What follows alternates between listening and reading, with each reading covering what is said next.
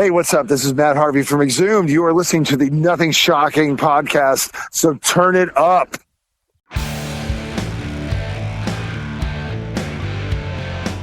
Want to know what's going on in the world of music? Then tune in to the Nothing Shocking podcast, a non-genre based, all ages friendly rock and roll program.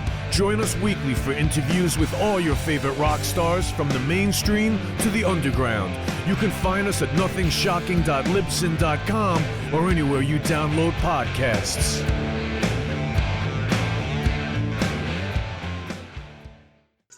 We're putting the band back together. The numbers all go to 11. I'm talking about bands that rock. Led Zeppelin. What about Sabbath? AC/DC. Motorhead. Does that mean it's louder? Is it any louder? Well, it's one louder, isn't it? We're not worthy. We're not worthy. Why don't you just make 10 louder and make 10 be the top number and make that a little louder? These go to 11. I get up off the ground and raise my head. Days like this, think I should be dead. One for Satan, two for me. Let's cheat the devil, it's fun, don't you agree? Welcome to the Nothing Shocking podcast. I'm your co-host, Jeff Untied, and with me in Dog Bowl Studios is Coach Nez. You can find the Nothing Shocking podcast on Libsyn or any podcatchers. Like our Facebook page or follow us on X at No Shock Pod. You can also find the Nothing Shocking podcast on Rock Rage Radio every Sunday morning at 7 a.m. Central Time. Our sponsor is Ragged Records, located in downtown Rock Island, Illinois, and downtown Davenport, Iowa.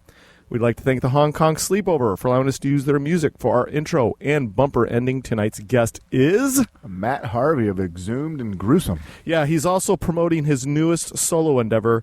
It's Ambient sound, Toward the Cold Light. What else he's got going on? The band Gruesome's got a new single that just dropped, Frailty. Yeah, hey, let's get to that interview. All right, good night. Good night.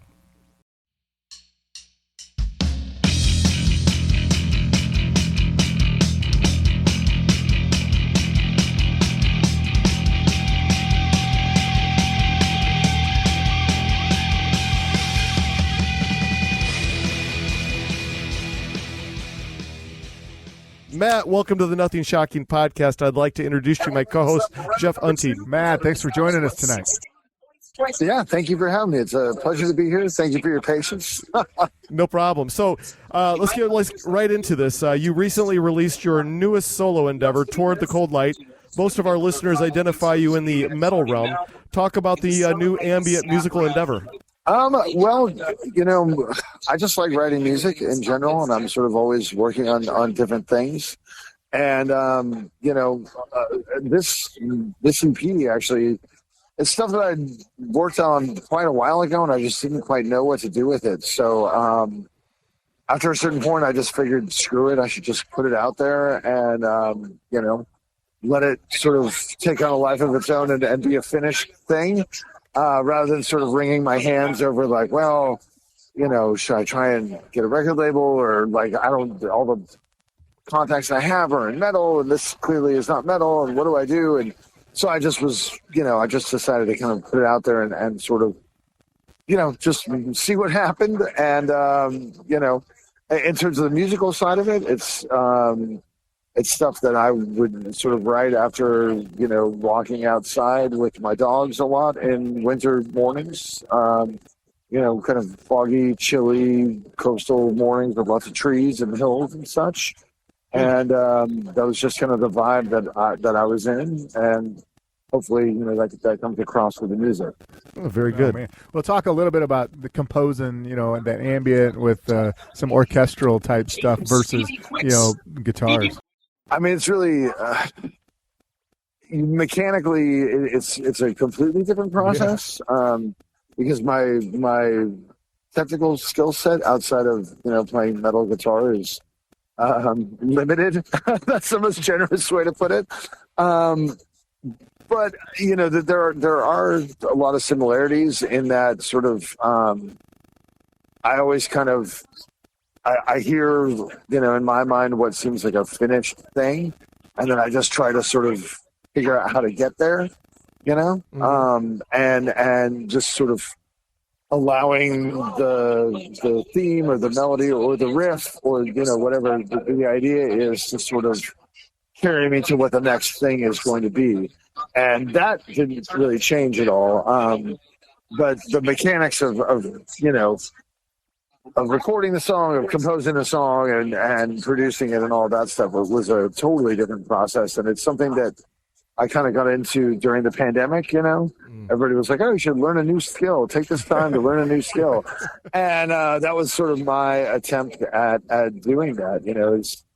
I've always listened to a lot of different kinds of music, whether it be soundtracks or ambient or R&B or soul or old outlaw country or symphonic pop or whatever. So just kind of getting the engineering and composition skills to write for different instruments and produce virtual instruments and stuff like that. It's been a really, really fun kind of journey to be on. But it's also one of those things where, you start and you're like, you learn the first couple things. You're like, oh, this is going to be no problem. It's going to be great. And then, you sort of wade into these waters and then you get a sense of just how deep they are. And you're like, oh, shit, I don't know anything. So it's kind of, I find it at first discouraging and then sort of invigorating because there's just so much to it and so much to explore, and I'm having a great time, and hopefully people hear at least. It sounds like a good time kind of record, but hopefully people hear the enthusiasm, in the songs themselves. Yeah, absolutely. As you were writing the music for Toward the Cold Light, the music has a conceptual feel to it, track by track. Were you? Am I totally off by saying, like, were you trying to tell a story, or was it just some music that just kind of came to you naturally? It's a little bit of both. I'm not like I don't know. I guess technically I'm a writer. Like, I've had a short story published, but I'm not like I don't know. I'm not like a writer. Like, I don't write very often, but I do kind of think of things in terms of trying to communicate something specific and maybe not necessarily even narrative, but something specifically evocative, and especially once you get outside the realm of metal, a lot of the music that I'm really interested in does have that sort of narrative kind of vibe. I mean, I'm a total nerd. That's like what I spend most of my like rock, metal, and then like old school like soul and R&B, and then soundtracks. It's kind of like my main listening. So there's definitely some of that there, even though this isn't designed as something to sort of be heard to picture, but it is something that is designed to sort of reflect something specific for me, and then hopefully something that will resonate with people listening to it. Although, the beauty of it is each piece is sort of designed, to be sort of not necessarily narrative, but evocative of something specific for me. And hopefully, as people listen to it, they, get something out of it. And of course, the beauty of it there is that they may get something very different out of it than what I had in mind, but that's kind of, the great thing about music, especially music without lyrics, Absolutely. I was just going to ask you about when you get done with these tracks and you hand them off to be mastered. I saw Leon Del Muerte at Beastman Audio. Yeah, he's a former member of Exhumed. Can you talk a little bit about that process? Yeah, I mean, Leon and I, we've known each other for like 30 years. So, we we know each other as people and also musically like quite well. And he's definitely a little bit more technically skilled on the production and certainly on the mastering end of it than I am. But he's also, I know a lot about his musical taste and he knows a lot about mine. So I think sending it to him was very, felt very much, you're getting the objectivity of somebody hearing it and be like, hey, this is working, this isn't working, but you're also getting the familiarity of somebody being like, oh yeah, I get what you're going for, and I can, enhance it and sort of push it, the last few yards into the end zone kind of thing. So it really was a very easy process working with him. he's somebody that, even like when we're working on new Exhumed stuff or whatever, even though he's not in the band, he's definitely somebody that I will run things by, if I'm not sure about, and who I trust implicitly, Nice. So it was great to have him involved with it, Well, we all know that probably metal is your comfort zone. Yeah.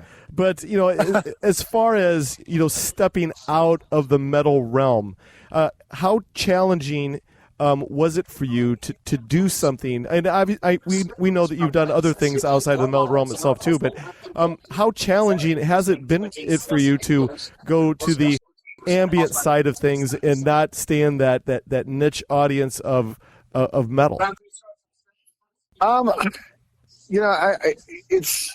It's challenging in a few different ways. I mean, just because, like I said, technically putting the songs together, it's so different, and it's something that it's very much like a solitary kind of thing, the writing and production. So it is a little scary to not have that kind of that feedback that you get, playing in a band. And, I really, I consider the people I play with to be, beyond close friends. They're people that I really trust, and they're also people that, have no problem telling me when my ideas are terrible.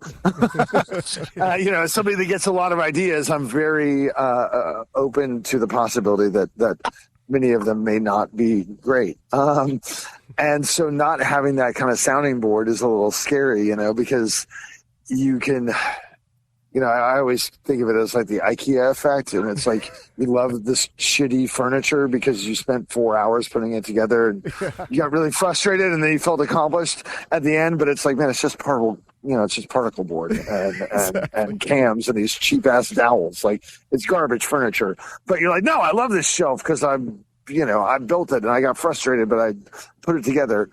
And it can be like that with, making music or art or anything else too. You can sometimes, even when you're throwing, sort of good effort after bad, you're like, I worked really hard on this, so therefore, I care about it. And it's like, well, sometimes stuff you work hard on sucks. And, so I worry about that, just sort of working by myself like that, not having that quality feedback that is so valuable, and also, not necessarily knowing who I can get really good objective feedback about what I'm trying to do from, because, it's like people in your death metal band, will be able to tell you if your riffs are trash, but they may not really have any perspective on, whether, this kind of soundscapey ambient stuff is effective or quality, because they may not have the kind of, the background in it to give quality feedback. So from that aspect, it's a little bit scary, because I always try to, be as suspicious as possible of my own stuff. Or else, I would just like, wow, everything I do is great. And, then I would get myself in trouble real quick. Oh, yeah. I think that part of it is sort of the scariest, beyond just sort of the technical kind of production aspect, which is something that, I'm not like a technically minded person in general. So that aspect has been a big challenge, getting to the point where, at first I was impressing myself pretty easily. And then once I kind of really got into the nuts and bolts of it, I was like, oh, wow. So this is why, this is what it takes to really make this sound compelling and sound convincing. So that's been, but that's more of a fun challenge. It's not quite as scary. And it's also kind of scary because, I realize that I'm doing something that the audience that I've cultivated through my sort of other career, is probably not really interested in, so I don't know who this is for aside from me, I don't know what the overlap is. And I also, the people that might not care about metal, but might like this, I have no idea, who they are as a demographic, so reaching them seems like an incredibly daunting task, Absolutely. Well, yeah, because it just seems like it has that ability to maybe have a hook in with TV or movies or something like that. I think you're onto something. In 2021, it's kind of a follow up to I mean, in a different theme, but similar in the style to The Last Son of Krypton. I'm a bit of a former comic book nerd myself. Can you talk a little bit about making a whole album dedicated to Superman? Well, I that was sort of the beginning of me starting to explore, this kind of pure composition based, music, where basically I'm just sort of composing and then, producing and engineering it. It was one of those things. I think when I first got started doing this, I was like, I have all these ideas and it's great. And look, and I don't, when I was making that record, I don't know that in hindsight, it might have been a little bit premature because I don't think I had the skill set to really do what I would have liked to have done or what I thought I was doing. And in fact, doing this EP, I kind of realized after doing that record, I was like, well, I have these giant ideas, but actually I need to concentrate more on sort of quality expectation or quality execution rather than, this incredibly ambitious kind of, reaching for like a Jerry Goldsmith, John Williams kind of thing. It's like, maybe let's just start with like something that's, a little bit more compositionally direct and simple and try to make something that's effective and evocative rather than kind of biting off more than I can chew, So from a technical aspect, that there was definitely a response to that album. Although, I think a lot of the themes and stuff I came up with, I like a lot to this day. Now it's one of those things kind of like, if I knew then what I know now, that record would probably sound, very, very different. Yeah.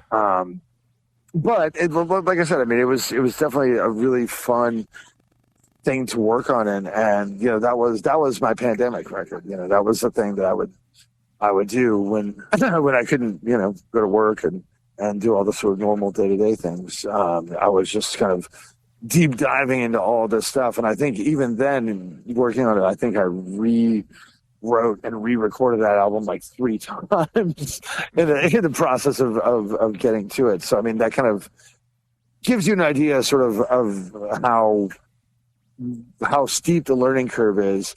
And, because it's a composition learning curve, it's a production learning curve, it's an orchestration learning curve, it's a arrangement, mixing, mastering, everything kind of thing. And, I dove into that first record sort of with this naive overconfidence. But I think that's kind of valuable because, if you really know how difficult something is, you probably won't fucking ever start it because it seems impossible. Yeah. You need that sort of arrogance of like, yeah, I can do this. It's going to be no problem. And you're like, oh shit.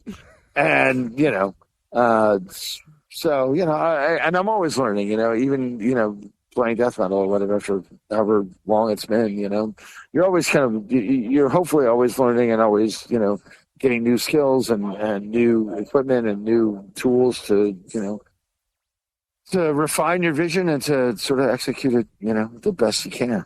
Well, bringing this back to Toward the Cold Light, the whole brainchild of it all, it had to be a massive undertaking for you to get this thing completed. I guess maybe this could be like a 2-part question with a 2-part answer to it.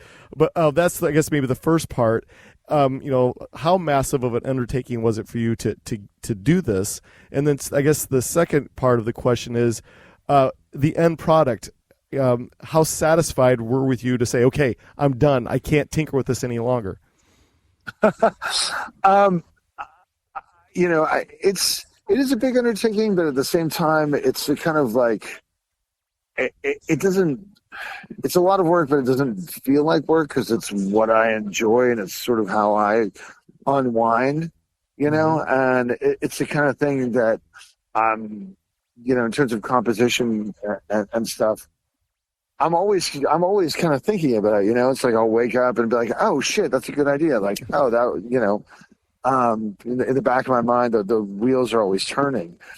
And, a lot of the stuff that I have to do, even like just the day-to-day stuff of being in a band, figuring out where it is we're supposed to be driving to and how long it's going to take on tour and where we're going and doing this. It's like, to me, I recognize that it's important, but it feels like a distraction from what I should be doing, which is, composition work and honing my craft, just figuring out how to do this better and better, because that's sort of what gets me up in the morning, So yeah, it's a lot of work, but it's work that I'm like deeply interested in and invested in, and I find invested in, sorry, and I find very fulfilling. So, I don't know, it's work that I'm excited about. I'm like, I can't wait to work on more stuff, and I'm always writing more stuff, and I have a bunch of stuff in the can now that I'm sort of figuring out what I'm going to do with and how that's going to work, that I've written, subsequently. So it's work I'm always doing, because I'm always thinking about some weird, silly shit that I want to do, And as far as satisfaction, I think, I am quite happy with this EP, and I think that it really, I think it gets across what I was trying to get across, and there's always some Monday morning quarterbacking. You always are like, oh well, this one part I could have mixed differently, or I could have put more reverb on it, or I could have, used a different instrument patch or whatever. But those are all like really kind of nitpicky things for this record. I feel very, I feel really good about it, and I think it's very, it's very close to what I wanted it to be. So I mean, that's kind of the best you can hope for, Fantastic. Yeah. Well, I mean, besides your main band, Exhumed, you've been in quite a few projects. What is the Matt Harvey vault like? Do you have a lot of songs in the that haven't seen the light of day, or has everything been released? I mean, there's always more stuff. I've especially really in the last sort of 12 years, I've just become really into transcribing everything, and to kind of just, if I have an idea that I think is worth a shit, I just, before it kind of floats away into the ether, I sit down and I transcribe it. And, I've gotten better and better and better as time has gone on at that. So I just have, file after file after file of, themes or riff ideas, or, little riff fragments and sequences. And, certainly anytime I start working on like a new, Exhumed or Gruesome or Pounder project or what have you, first thing I kind of do is I just go through my files and I just sort of see what jumps out at me, and usually that kind of gives me some impetus to get things moving, so that you're not starting necessarily with a blank page, So there's, I kind of feel like it's these ideas, riffs, or whatever they are, themes, it's a renewable resource, and it's like a muscle. So the more time you spend writing and composing, and the more time you spend, transcribing your ideas, and the better you get at that, the faster or I should say, the shorter the distance between concept and, thing that you can present to somebody. It's very empowering, and it just allows you to sort of do more and more and more, because certainly as a kid I would have all these like riff ideas, but I wouldn't really have the musical skill or the compositional background to make them they would escape, they would run away from my brain before I could kind of catalog them, and before I could turn them into things that would be usable. And sort of, I'm not the most proficient guitar player out there, or, technically killer or whatever, but that's sort of the lane that I've chosen to really try and excel in, is composition and coming up with these ideas, and always sort of having something in the chamber to get started with, so that you don't get in the jam room and be like, just look at each other like, what are we doing?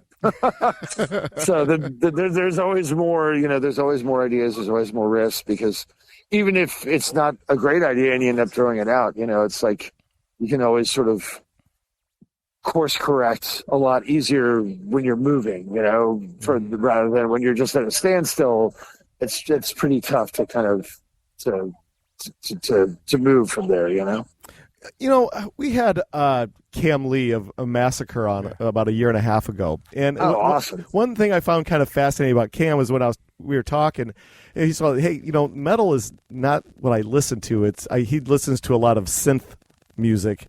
But you know, in this part of your career, I guess, what style of music is your go-to? I guess maybe your preference. Is it still metal, or is the ambient thing becoming the forefront of what you find to be more stimulating for you?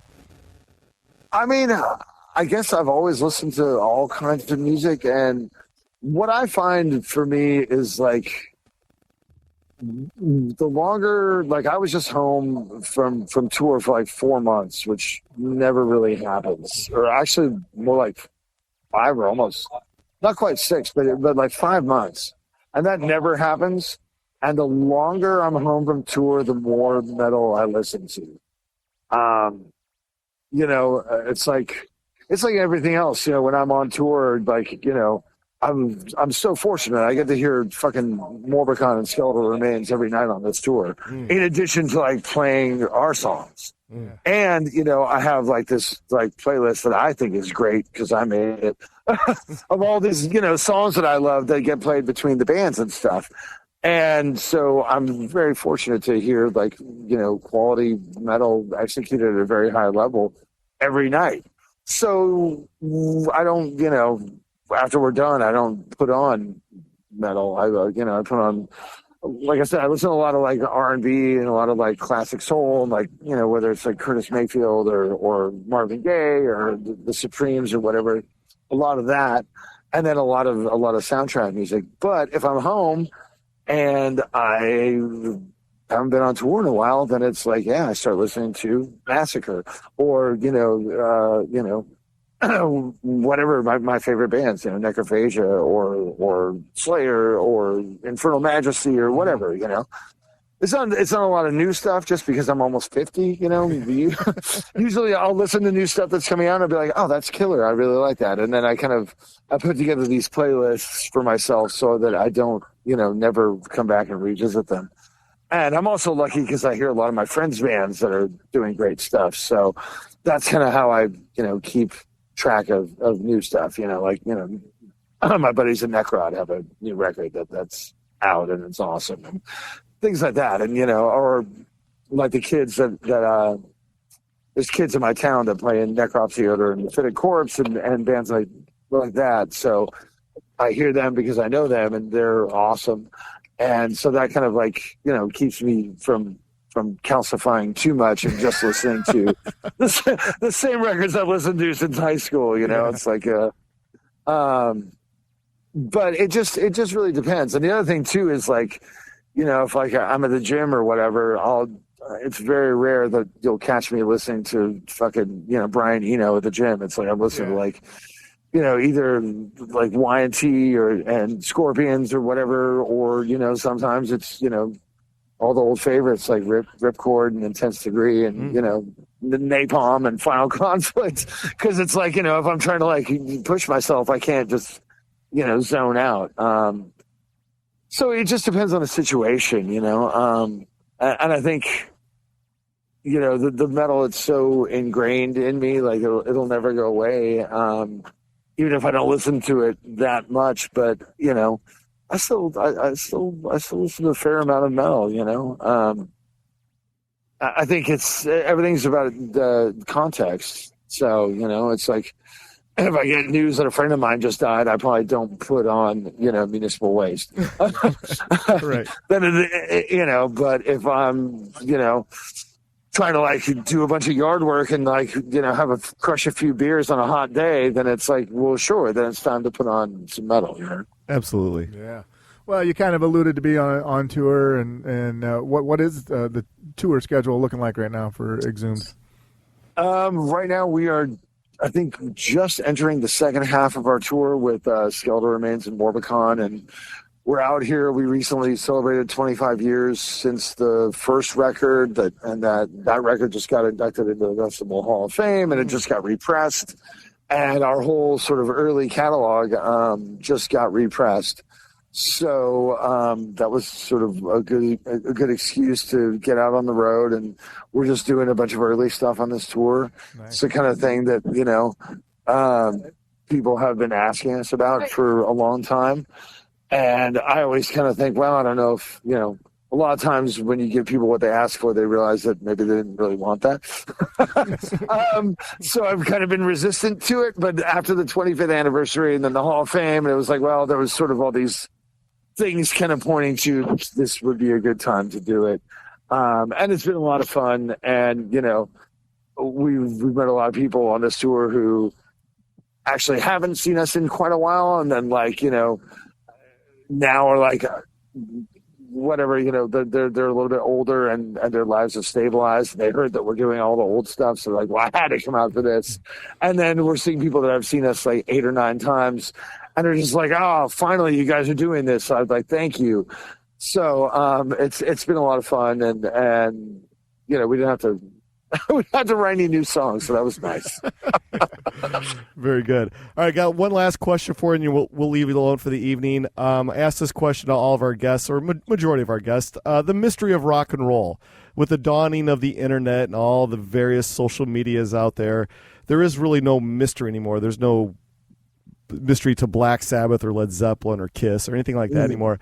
For you, the musician and also the fan of rock and roll, what do you prefer, this new age of accessibility, or do you miss that mystery that rock and roll once had? I mean, I feel like my answer is it's going to come across as like a real cop-out. Here's what I'll say. I wouldn't trade my experience getting into heavier music, really, really intensely personal. And, certainly the idea of having to like ride my bike across town to like on death tape that they didn't have at the record store by my house, like that's really meaningful to me. Like it was like the effort that you had to put in and the time and the money and the research and buying magazines and buying tapes, sort of sight unseen or not knowing anything more than the cassette cover, and then getting it and sometimes getting something that you loved and other times being like, wow, well, this sucks. That was my whole allowance. For me, I think it really imparted a lot of value to the music that I love and that I grew up on. And like I said, I wouldn't trade that for anything. That said, I can only imagine if I was 15 and Bandcamp was a thing. I mean, like I would be scouring it for hours and finding, so much killer shit. And, the idea of just being able to like, with a few clicks, hear a band from, wherever around the world or, down the street or whatever. And, in many cases being able to get their music for free. I think that is pretty magical too. And, the other thing is, as I'm getting older and, many of my friends are getting older, one thing that really bums me out is, like when guys from my generation and a little bit older are sort of hating on the kids. And it's like, at the end of the day, if you hear music and you internalize it and it means something to you, it doesn't really fucking matter if it's on a cassette or a fucking floppy disk or a CD or a reel-to-reel or, just on a fucking website. It's like the personal relationship that you have with the music you listen to is something nobody can take away. Right. And it's something that exists beyond the internet, beyond the whatever format you think is better or worse or whatever. And I think that, like I said, I love the way that I found all this stuff, and I love the time and effort and those nights, when I probably should have been like trying to like go out with girls in high school, but I was like dubbing, Punch and Stench for my friends on my dual cassette deck. I think that is something really neat. But, to say that it's better or worse or that somebody isn't having as meaningful an experience with the music of today, I feel like that's very self-serving. I meet kids all the time who are like, man, I've been listening to you for so long, like 2 years, because they're like 15 or whatever. Right. And it's like, man, that is so fucking cool, and, I guess my thing is like, because those early experiences, of starting with cassette tapes and the fucking 12 tapes for a penny through the Columbia House ad and Hit Parader, and then going to the import bin and like scouring every record store in the Bay Area so I could find, something on Earache before Earache had U.S. distribution. As a 14-year-old kid, it was very challenging. It doesn't sound that hard, but I was 14. I didn't have a car, I didn't have a job, anything.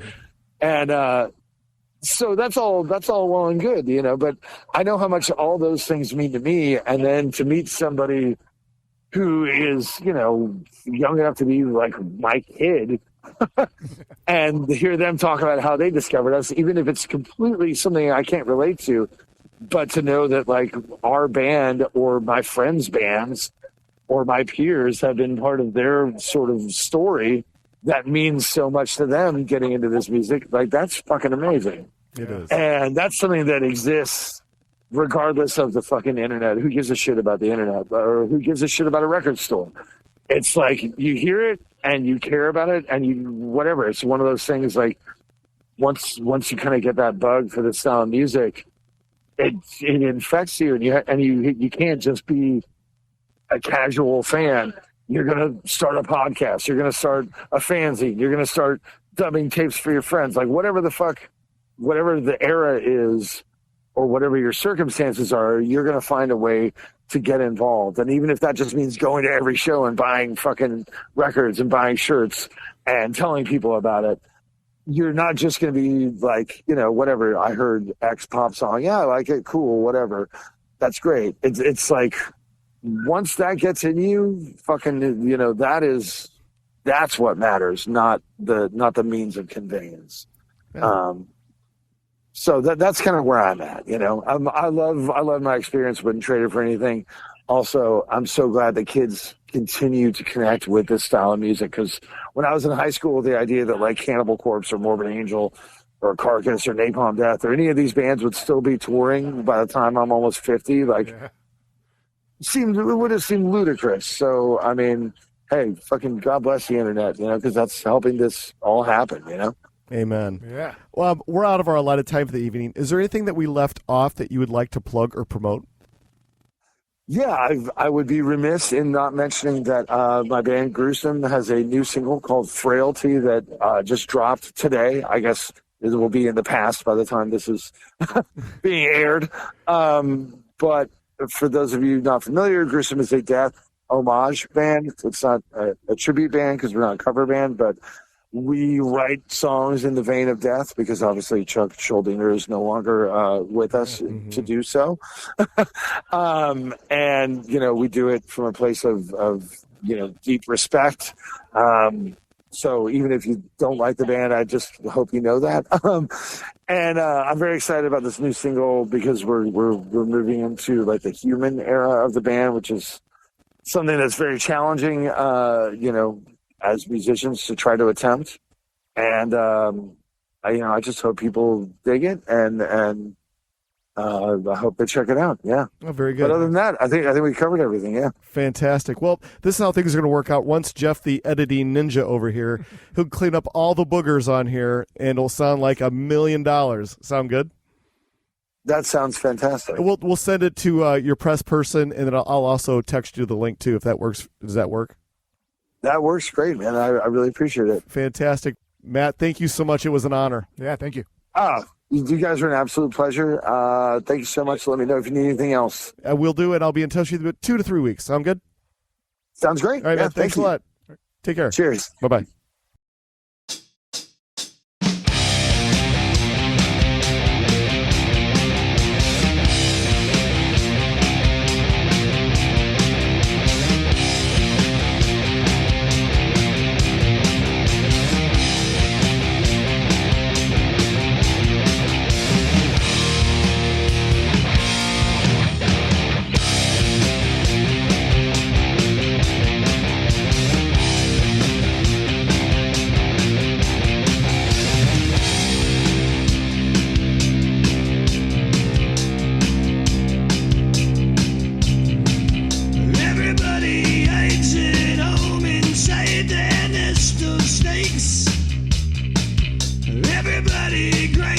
stone and makes their own mistakes. Hide in the headlights, fight the grip of fear.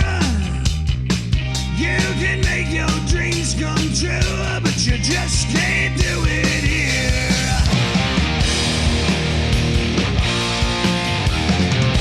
Hey.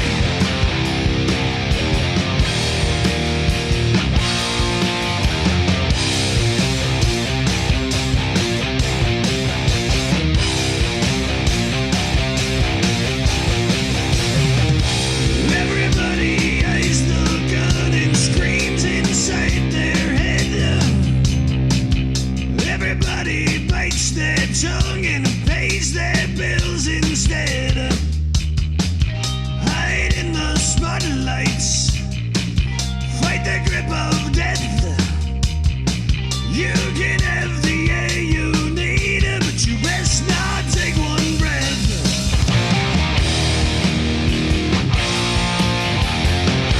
Hey.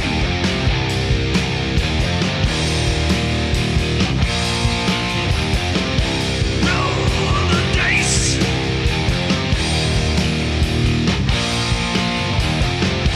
Take your chances.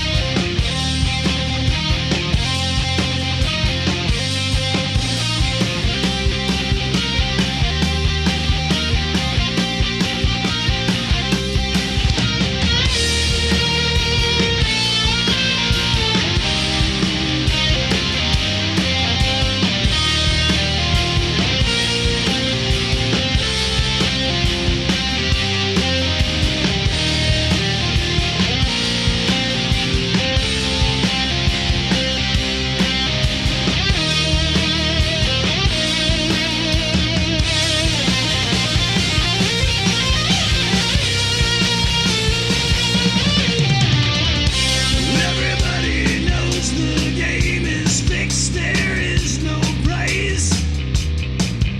Everybody pulls the plug and says their last goodbyes. Move to the sunshine, fight the grip of nights. If they ever take from you, then you plug out both their eyes.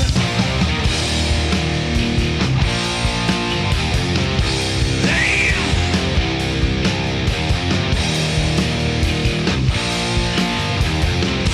Roll the dice.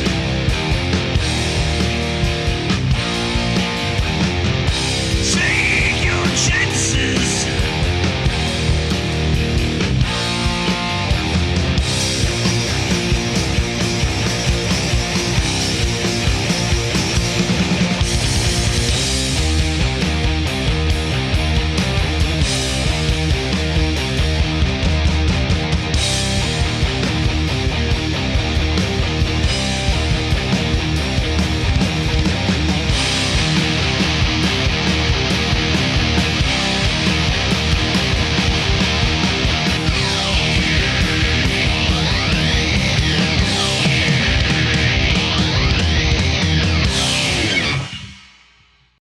Welcome to the night.